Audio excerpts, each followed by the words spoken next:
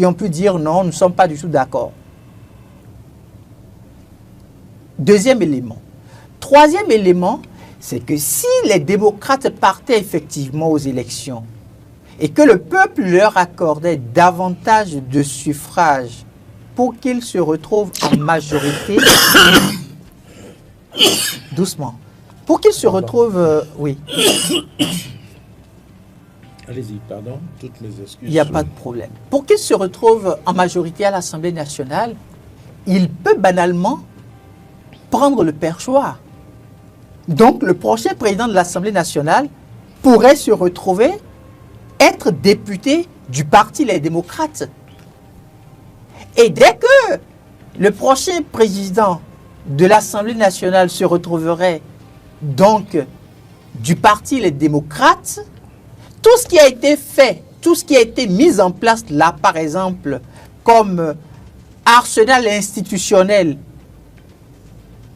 parce que désormais, on a 200 au niveau de notre Parlement. Si ça arrivait à être promulgué par le président de la République, on verra si tout ça ne pourrait pas se remettre en cause. Parce que si le président de l'Assemblée nationale vient du Parti Les Démocrates, ça c'est une démarche, c'est un poste purement politique. Regardez comment est-ce que le président de l'Assemblée nationale actuelle gère les débats.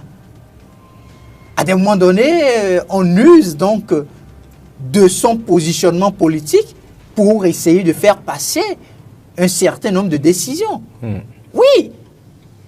Là où, par exemple, on aurait pu permettre à ce qu'un député fasse passer sa motion en tant que président de l'Assemblée nationale, je peux fermer les yeux sur cette motion-là, juste pour permettre à la formation politique qui m'accompagne d'avancer.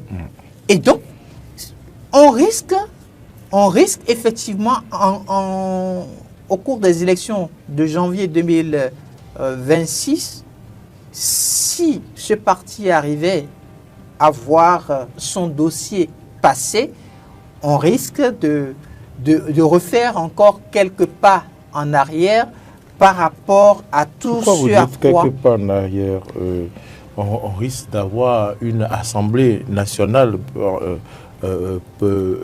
par contre où les débats seront Non, ce n'est pas ça. Je dis un pas en arrière sur le plan institutionnel. Parce que le Parti Les Démocrates, par exemple, ne partage pas l'avis. Vous avez écouté le président Thomas Boni Yahi qui se retrouve être le président du parti. Le parti ne partage pas l'avis, par exemple, de la création d'un Sénat. Et donc, si le parti se retrouve majoritaire, l'une des premières choses à faire, c'est de rebondir sans aucun doute sur cette décision-là. Parce que là, on est dans un schéma politique. Et c'est en cela que la crédibilité de la Sénat est en jeu. Mais en ce moment, le Sénat aura son mot à dire puisque c'est voté. Juste là, ce n'est pas encore promulgué. Oui, mais ce sera promulgué. Et si eux, ils siègent et ils veulent donc remettre en cause, vous connaissez les attributions du Sénat. Oui, on connaît... C'est pas sûr que ça passe. On connaît certes les attributions du Sénat, mais attention, la configuration de l'Assemblée nationale, si on a plus de députés, en tout cas si on a des députés de l'opposition majoritaire, mais il y aura à la limite un blocage institutionnel. Parce que le Sénat et puis le gouvernement diront pratiquement la même chose. Les questions de trêve politique ne pourront pas tout de suite rentrer en jeu. L'opposition voudra donc dicter aussi sa loi. Donc pour moi, la crédibilité de la Sénat est en jeu. Cette fois-ci, c'est plus en jeu. C'est plus en jeu parce que même si on arrive à constater qu'il y a des irrégularités au niveau des dossiers du parti Les Démocrates, il faudra que ce soit des éléments qui puissent effectivement convaincre les populations.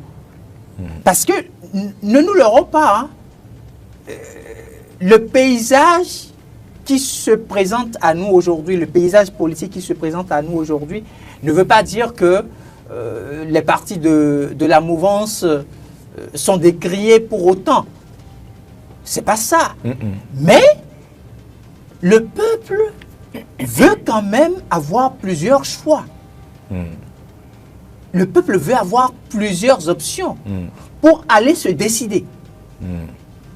Et donc, refuser de ne pas permettre au peuple d'avoir plusieurs options sous la main, alors que ça a été déjà fait pour les élections présidentielles, celles communales et municipales, même si c'était le parti même qui n'a pas pu faire les choses dans les règles de l'art, le peuple à la base ne comprend pas forcément ce langage-là. Et il se peut que le peuple soit un peu choqué. Oui, bon, un peu choqué. Bon, donc, je crois quand même que il faudra vraiment.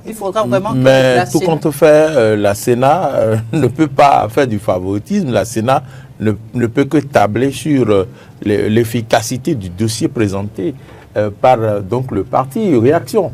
Moïse Novillon. Oui, la position du parti Moël Bénin est suffisamment ambiguë et on n'arrive pas à véritablement les suivre. C'est une lecture possible pour ce que mon confrère Hugues Zogo vient de dire. Et il y a aussi qu'il faut peut-être se dire que le parti n'arrive pas à trouver son équilibre d'abord. Parce qu'à un moment donné, on a pensé que le parti s'est rapproché de l'Union progressiste, le Renouveau. À un moment donné, dans l'opinion, on a pensé... C'est le bloc républicain plutôt, non? Non, l'Union progressiste, le Renouveau. Ils sont allés vers l'Union progressiste, le Renouveau. Et on s'est dit qu'il y a eu fusion. Et s'il y avait eu fusion à ce moment-là... On s'est dit qu'il y a peut-être des tractations de fusion. Voilà, tractation de fusion ou fusion... Comme c'est un parti politique qui se réclame de la mouvance présidentielle, bien sûr, et le président c'est M. Jacques Ayadi, oui. D'ailleurs qui est ministre conseiller aux infrastructures, voilà. Et donc, on s'est dit qu'ils se sont rapprochés de l'Union progressiste, le Renouveau, pour faire corps avec cette grande formation politique dans effectivement la logique de la réforme du système partisan et la volonté clairement affichée du chef de l'État de voir les partis politiques se mettre ensemble plutôt que se fractionner.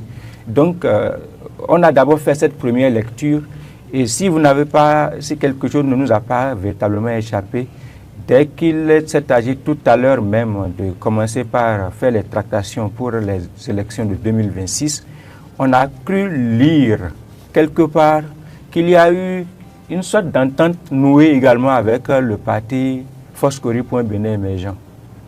On a cru lire rapidement quelque chose comme cela, c'est passé très vite, mais il m'a semblé avoir lu dans un journal ou sur les réseaux sociaux et avoir même vu de clichés, d'images, que le président Jacques Ayadi est allé rencontrer le secrétaire exécutif national et candidat du parti Foscori, un Bénin émergent, dans la perspective de bien évidemment mutualiser les efforts, les forces par rapport aux élections en perspective.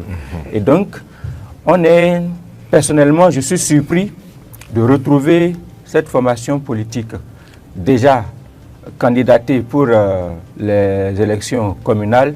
Évidemment, ils n'ont pas pu suivre la marche. Et ils ont été purement et simplement disqualifiés. Et là, ils viennent de se lancer encore dans la course pour les élections législatives. Quel est le rôle qu'ils entendent, qu'ils jouent effectivement? Qu'est-ce qu'ils poursuivent? Qu'est-ce qu'ils recherchent? C'est difficile à dire.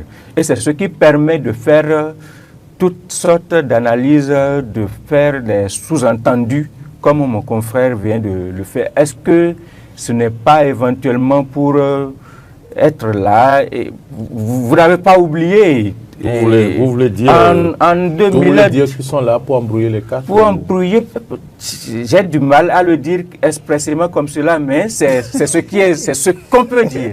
Parce que n'oubliez pas, avec le PRD, si je ne suis pas en train de dire une bêtise, je pense que c'était bien évidemment en 2019 pour les élections législatives de 2019 avec tout le lot. Il y a eu doublon. Où il y a eu doublon, justement, oui. C'était avec le parti. Le président, le maître Adrien Oumbédi, il y a eu doublon, en présence même du chef de l'État, a rappelé cela, qu'il y a eu du doublon et qu'il y avait des partis politiques qui n'étaient pas des partis sérieux, que le fonctionnement est... En fait, c'est comme s'ils avaient... Le parti a servi à disqualifier un concurrent qui était de l'autre côté. Il y avait un dossier qui s'est retrouvé encore de l'autre côté. On ne savait pas à qui. En fait, est-ce que c'est un militant de deux formations politiques? Et ça,